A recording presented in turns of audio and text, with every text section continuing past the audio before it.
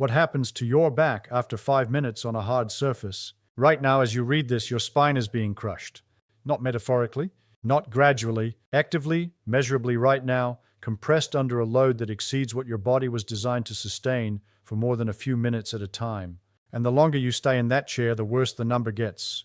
Researchers have measured it, not estimated it, not modeled it, measured it with a pressure sensor inserted directly into a living human disc. The number for sitting, somewhere between 900 and 1,400 newtons of compressive force bearing down on your lower lumbar spine. The number for lying flat on a hard floor, 250 newtons. A third of standing, a fifth of sitting. The transition from chair to floor is the single largest spinal decompression available to a human being without medical intervention, and it takes 5 minutes. That is not a wellness claim. That is physics. The researcher who measured it was Alf Nachemson, 1964. He placed pressure transducers directly into living intervertebral discs and recorded what happened to spinal load across every common human position. His data has not been overturned in 60 years. It has been refined, replicated, and built upon, but the core finding remains the foundation of spinal biomechanics research. Sitting compresses the spine more than standing. Lying on a hard floor decompresses it more than anything else short of floating in water. Nachemson didn't have a product to sell. He had a pressure sensor and a question. The question this video answers is different. Not whether the floor works, the physics settled that, but why it works across 5 separate physiological systems simultaneously, why 5 minutes is the threshold, why a hard surface matters more than most people realize, and why the floor becomes more valuable with each decade of chair sitting you've accumulated. 5 mechanisms, 1 position, 0 equipment. Start with the surface itself, because most people lie on the wrong thing and wonder why nothing changes. A mattress is engineered to deform. That's the entire design principle. Memory foam, spring coils, pillow tops. Every mattress technology in existence is optimized to mold itself around your body, to distribute pressure, to eliminate contact points. The pelvis sinks. The shoulders sink. The lower back, the neck, the spaces between the heavy zones, they float unsupported, suspended above the surface in whatever shape they happen to be in. That accommodation feels like comfort. And it is comfort. But comfort and correction are not the same thing. A hard floor does not deform. When your body contacts a hard surface, the surface does not come to you. You conform to it. And in that conformity, something remarkable happens. Every square centimeter of your posterior surface, from the base of your skull to the back of your calves, contacts the same flat, uniform plane simultaneously. Every pressure receptor along the entire back of the body fires at the same magnitude. The somatosensory cortex receives something it almost never receives from modern surfaces, a complete, unambiguous map of where the body actually is. The floor is not just a surface, it is a measurement. And what it measures is not flattering. The shoulder blade that lifts slightly off the surface, the one that sits a millimeter higher than the other, that is the protraction pattern that years of keyboard work has built into your anterior chest. The pelvis that contacts unevenly, the lumbar spine that either bridges away from the floor, creating an arch you could slide your hand into, or presses flat in a way that feels unfamiliar and strange. The floor does not create these asymmetries. It exposes them. Soft surfaces have been absorbing these postural deformations for years, conforming around them, accommodating them so seamlessly that you stop noticing they were there. The gap between your shoulder blade and the floor is the measurement. The millimeters of lost contact are the decades of desk work made tangible. Lie down on a hard floor for the first time in years and feel the discomfort of that uneven contact. That discomfort is information. The floor is doing in 2 minutes what no posture assessment, no mirror check, no physiotherapy evaluation can replicate, giving you direct proprioceptive feedback about your own structural asymmetries in real time. By minute 3, something shifts. The pectoral muscles and anterior deltoids that have been holding the shoulder blades in their protracted, forward-rolled position begin to yield under the passive load of gravity. The gap at the medial scapular border starts to close, not because you are doing anything, but because the floor is simply being flat and the body, given time and gravity and a surface that doesn't conform, begins settling toward neutral. The floor rewards patience with correction. 3 minutes in, stay with this because what comes next is the mechanism that nobody talks about, and it explains an afternoon symptom that millions of people accept as inevitable. The base of the skull, the occiput, the 4 small muscles that live there, rectus capitis posterior major and minor, oblique capitis superior and inferior, are gram for gram the most densely innervated muscles in the human body. More proprioceptive muscle spindles per unit of tissue than any other muscle group anywhere. These muscles exist to perform one function: stabilize the position of the skull on the atlas vertebra, the top bone of the spine. When your head is balanced directly over your spine, they work minimally. When your head moves forward, as it does every time you look at a screen, every time you read, every time you drive, they contract to hold it in place. And they never stop. 8 hours of screen time is 8 hours of sustained suboccipital contraction with zero release. Not stretching, not recovering, just holding. Over months, that becomes chronic tension. Over years, it becomes the baseline. The muscles remodel to their shortened state. The tension becomes the new normal, background noise you've stopped registering because it's always there. Here is what a hard floor does to those muscles that nothing else replicates: direct pressure into the occipital attachment points. When your skull contacts a rigid surface without a pillow, the floor presses directly into those muscle insertions. The sustained pressure into the attachment sites produces a release, the same mechanical principle as sustained pressure on any chronically contracted muscle, but in the location most starved for it. The suboccipital group receives direct compression from below for the first time in years. Most people notice it around the 2-minute mark. A letting go at the base of the skull. A sensation of the neck lengthening that has nothing to do with stretching and everything to do with muscles that have been braced for years finally having a reason to stop. The headache that has been hovering at the back of your skull since 2 p.m., the one you've been managing with water and ibuprofen and telling yourself is just dehydration, may be suboccipital tension that the floor resolves in the time it takes to check your phone. A soft pillow cannot provide this. A pillow deforms around the occiput instead of pressing into the attachment points. The accommodation that makes the pillow comfortable is exactly what prevents it from delivering the mechanical input the muscles need. The floor presses. The pillow yields. That distinction is the difference between relief and perpetuation. Now the discs, because there is a timing problem inside your spine that begins every morning and worsens by the hour, and most people have no idea it's happening. Intervertebral discs don't have blood vessels. They receive nutrition the way a sponge receives water, through compression and decompression. Load the disc, fluid squeezes out. Remove the load, fluid draws back in, carrying oxygen and nutrients with it. This process, imbibition, is how your discs stay hydrated, nourished, and functional. The problem is the chair. From the moment you sit down in the morning, the compressive load on your lumbar discs runs continuously. There is no natural decompression cycle in seated work. No loading and unloading, just sustained compression hour after hour, while the discs slowly lose fluid through the vertebral end plates. By early afternoon, they are measurably thinner than they were at breakfast. By 3 p.m., they have been under continuous load for 6 to 8 hours with no recovery window. The next decompression event, assuming you lie down to sleep at a reasonable hour, is 5 to 7 hours away. 5 minutes on a hard floor at 3 p.m. changes that math. The moment the body contacts the floor, axial load drops to 250 newtons. The osmotic pressure gradient that drives fluid back into the disc immediately shifts in favor of rehydration. The discs begin recovering.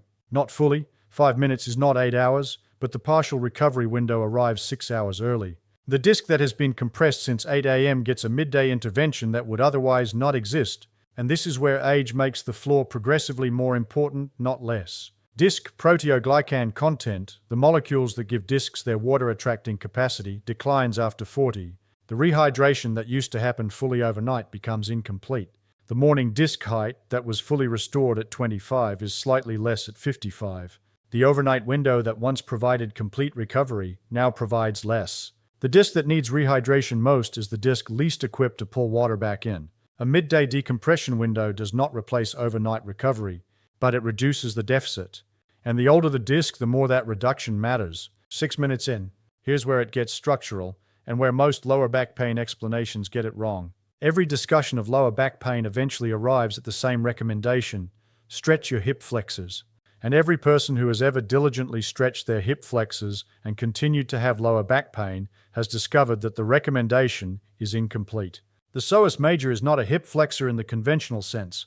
It is a connector. It runs from the transverse processes and vertebral bodies of every lumbar vertebra L1 through L5, down through the pelvis to attach on the lesser trochanter of the femur. It doesn't just move the hip, it connects the lower spine directly to the leg. When it shortens, it doesn't just limit hip extension, it pulls the lumbar vertebrae forward and down, increasing lumbar lordosis, compressing the posterior elements of the spine, the facet joints, the laminae, the spaces where nerves exit, and contributing directly to the lower back pain that 80% of adults experience by age 60. Chair sitting holds the psoas at its shortest possible length for 8 to 10 hours per day. Not occasionally. Daily, for years. The muscle adapts. Collagen crosslinks form between the fascial layers. The sarcomeres, the individual contractile units, reduce in number along the length of the muscle. The shortened length becomes the new resting length. The psoas forgets what it felt like to be long. Lying flat on a hard floor with legs extended places the hip at 0 degrees of flexion. The psoas is at its maximum possible length, and it is being held there passively, not by an active stretch, not by your effort, but by the weight of your own extended leg resting against a surface that doesn't give. The release follows a specific timeline that is worth knowing because the first minute will feel like nothing is happening. During the first 60 seconds, the fascial crosslinks resist. The tissue is holding its shortened position against the passive load. During minutes 2 and 3, the viscoelastic properties of the fascia begin to allow slow elongation. The resistance decreases incrementally. During minute 4, the release becomes palpable. The lumbar spine begins to settle closer to the floor, not because you pushed it there, but because the psoas has begun to yield its anterior pull on the vertebrae, and the spine is responding to the absence of that chronic tension. Minute 5. The lumbar spine is closer to the surface than when you lay down. The psoas is longer than when you sat down this morning. Two mechanisms are operating simultaneously in that single position. The supine posture removes axial compressive load on the discs from above. The extended hip passively lengthens the psoas, reducing its forward pull on the vertebrae from below. One passive position addressing both contributors to lumbar pain at the same time. No equipment, no instruction, no effort. The autonomic dimension is the one that surprises people most because it doesn't feel like a back intervention. It feels like something else entirely. Within minutes of lying horizontally on a stable surface, the cardiovascular system detects a shift. Blood that was pooling in the lower extremities redistributes centrally. The baroreceptors at the carotid sinus register the increased central blood pressure and trigger vagal output, the parasympathetic response. Heart rate decreases. Blood pressure drops slightly. The anti-gravity muscles of the back, legs, and core, which have been maintaining your upright posture since you stood up this morning, deactivate entirely. Their metabolic cost drops to near zero. The sympathetic nervous system, which was supplying motor output to those postural muscles, goes quiet. Now add the proprioceptive dimension. The uniform, stable, completely predictable sensory input from a hard floor tells the nervous system something that chairs, couches, and mattresses cannot. There is nothing to balance, nothing to stabilize, nothing to monitor. The postural threat assessment, the brain runs continuously in every upright and semi-upright position. The constant low-level calculation of where the body is and whether it might fall switches off. No shifting surfaces, no balance demands, no unexpected inputs. The result, measured and reproducible, is a parasympathetic shift that deepens with each passing minute. Heart rate variability increases, respiratory rate slows, muscle tone decreases across every remaining postural muscle. The jaw unclenches, the hands open. For someone who has been in sustained cognitive effort at a desk, forward posture, shallow breathing, low-grade sympathetic activation running underneath every meeting and every deadline, 5 minutes on the floor is a complete autonomic reset, not a metaphor. A measurable shift in the balance of the nervous system, available on demand for free on a surface you are standing on right now. This is also why the floor becomes progressively more valuable after 45. Baseline heart rate variability declines with age. Cortisol rhythms flatten. The parasympathetic recovery that used to happen automatically during seated rest becomes slower and less complete. The autonomic drift that accumulates across a working day takes longer to reverse. 5 minutes horizontal on a hard surface is a direct intervention into a system that the aging nervous system is increasingly unable to self-correct. 9 minutes. Here's what nobody tells you about the floor and your breathing, and why this one change explains why you feel clearer after lying down than after sitting quietly. In an upright seated position, the abdominal organs press downward under gravity. The thoracic spine rounds forward. The diaphragm operates in a mechanically compromised position, shortened, partially compressed by the organ mass above the pelvic floor, generating reduced excursion with each contraction. The breath that years of desk work has trained into your body is an anterior chest breath, shallow, clavicular, narrow. The lower ribs barely move. The posterior rib cage, which in full diaphragmatic breathing should expand laterally and posteriorly, is essentially static. On a hard floor, the supine position allows the abdominal organs to settle posteriorly, pressing against the posterior abdominal wall rather than against the pelvic floor. The diaphragm is unloaded from the organ mass and can descend fully during inhalation. The lower ribs expand laterally. The posterior rib cage expands into the floor, and here is what matters. You can feel it. The floor provides tactile feedback for posterior rib expansion that no other common position delivers. When the diaphragm descends correctly, the lower ribs push outward and the lumbar spine presses slightly into the surface. That contact is information. The floor teaches the breathing pattern by reflecting it back through your skin, wide, low, posterior, the breath the diaphragm was designed to produce, and that desk-based posture has been quietly suppressing for years. 5 minutes of floor breathing reteaches a pattern that sitting has untaught. And because the nervous system learns through repetition, the pattern starts migrating back into the seated position over days and weeks of practice. 12 minutes. This next part changes how you think about getting old. There is a test. It requires no equipment, no clinic, no referral. You sit on the floor. You stand up. That's it. The scoring, start at 10. Every time you use a hand, knee, or forearm for support on the way down or the way up, subtract 1 point. Maximum 10, minimum 0. Araujo and colleagues published the data in the European Journal of Preventive Cardiology, following more than 2,000 adults over 50 for an average of 6 years. Participants who scored below 8 had 2 to 5 times higher all-cause mortality than those who scored 10. Not higher injury rates, higher mortality. The test measures muscular strength, balance, motor coordination, hip mobility, and flexibility simultaneously, the composite of physical capacities that determines whether you navigate your home independently at 70 or whether you depend on furniture and handrails to cross a room. The floor is both the test and the training. Every time you lower yourself to the ground and rise without support, you are practicing the exact movement pattern the test measures. Every transition from standing to floor and back maintains the hip range, the leg strength, the balance capacity, and the motor coordination that the score reflects. The difficulty of the transition is not a reason to avoid the floor. It is the reason to use it. The hips that resist the descent have shortened hip flexors. The knees that complain during the lowering have been deprived of end-range loading. The balance that feels uncertain during the transition has been unchallenged by furniture and flat shoes for decades. The discomfort is the signal. The floor is the correction. Watch a 2-year-old for an hour. Count the floor transitions.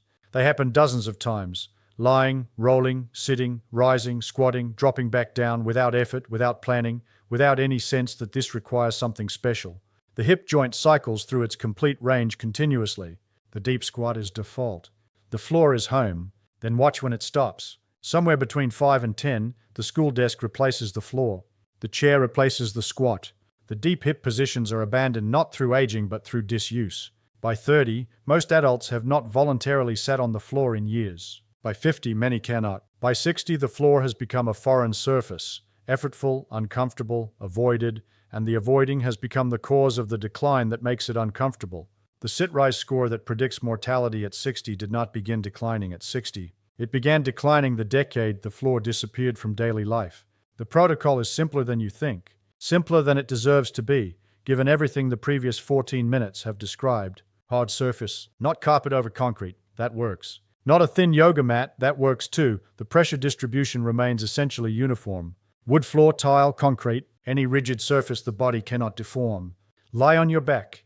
Legs extended for the default position. This is the psoas stretch, the full spinal decompression, the complete posterior body map. Arms at your sides or resting on your abdomen. No pillow. The occiput needs direct contact with the surface for the suboccipital release. If the extended leg position produces lower back discomfort, if the lumbar spine bridges off the surface and the arch creates compression rather than decompression, start with knees bent, feet flat on the floor. This is the constructive rest position. It flattens the lumbar spine against the surface completely, producing the most thorough lumbar disc decompression available. Use it until the psoas yields enough that you can extend one leg, then the other, without the lordotic arch returning. Do nothing. That is the instruction in its entirety. Do not stretch. Do not engage. Do not breathe in any particular way. The intervention is the absence of effort, the passive load of gravity, the uniform contact of the rigid surface, the position that removes every demand the body has been responding to since morning. The first minute feels wrong. The surface is harder than anything the body is accustomed to resting on. The uneven contacts are uncomfortable. The shoulder blade that doesn't sit flat presses in a way that feels like a problem. It is not a problem. It is the measurement. Minute 2, the suboccipital muscles begin releasing. The neck lets go. Something at the base of the skull that you didn't know was braced stops bracing. Minute 3, the proprioceptive map stabilizes. The nervous system has read the surface, catalogued the inputs, and begun its parasympathetic shift. The anti-gravity muscles are fully deactivated. Minute 4, the psoas begins yielding. The lumbar spine settles marginally closer to the floor. The lower back that felt like it was floating above the surface is now in more contact with it. Minute 5, disc rehydration is underway. The autonomic reset is complete. The suboccipital tension has released. The psoas is longer than it was when you sat down this morning. The breath is wider and lower and posterior in a way that seated breathing has not been for years. 5 mechanisms, 1 position, 5 minutes. There is a detail about timing that multiplies every mechanism described above, and it applies specifically to the period immediately after exercise. After a run, a strength session, a long walk, the muscles are warm, the metabolic waste products of effort are circulating, and the autonomic system is in its exercise sympathetic state. The hip flexors are warmed through their shortened range. The suboccipital muscles are fatigued from sustaining head position throughout the movement. The discs are compressed from the loading of the exercise itself. The cardiovascular system is elevated and needs to shift toward recovery. Lying on a hard floor immediately after exercise delivers the parasympathetic transition at the exact moment the body is primed to receive it. The psoas stretch arrives when the tissue is warmest and most responsive. The suboccipital release arrives when those muscles are most fatigued and least resistant to letting go. The disc decompression arrives when the discs are most in need of the recovery window. Post-exercise floor lying is the highest yield application of every mechanism above because every target system is simultaneously at its most receptive state, compressed, shortened, contracted, sympathetically activated, and the floor addresses all 5 at once. 5 minutes on the floor after exercise is not rest. It is the completion of the session. The reason this works as a daily practice rather than an occasional intervention is cultural as much as physiological. Japanese and Korean traditions maintained floor-based living long after Western furniture eliminated it. Low dining tables, futons placed directly on tatami, seiza and cross-legged sitting as default positions. The daily transitions between floor and standing, repeated across a lifetime, preserved the hip range, the leg strength, the balance, and the spinal mobility that chair culture progressively removes. The epidemiological data on hip fracture rates across these populations carries confounding variables, and no single factor explains it cleanly. But the preservation of floor-to-standing transitions across a lifetime, movements that require and therefore maintain the exact capacities the sight-rise test measures, is among the plausible contributors. The body maintains what it uses, it loses what furniture replaces. The spine that has been carrying 1,400 newtons since 8 a.m. drops to 250 the moment the back contacts the floor. The shoulder blades that have been protracted into the desk work position settle toward neutral as the anterior muscles yield to passive gravity. The suboccipital muscles that have been bracing the skull over the atlas for 8 hours release under direct occipital pressure. The psoas that has been holding the lumbar spine in its forward-loaded chair-shortened position begins to lengthen as the hip reaches 0 degrees of flexion. The discs that have been slowly losing fluid since morning begin drawing it back in as the compression disappears. The nervous system that has been managing posture, balance, and sustained cognitive effort shifts into the recovery state it was not able to access from a chair. 5 mechanisms, 1 passive position, a surface you already own. The question is not whether the floor works. Nakamson settled that 60 years ago with a pressure sensor and a living disc. The question is what it costs you each day that you don't use it. Lie down, do nothing. 5 minutes. The spine that carried everything today gets to put it down.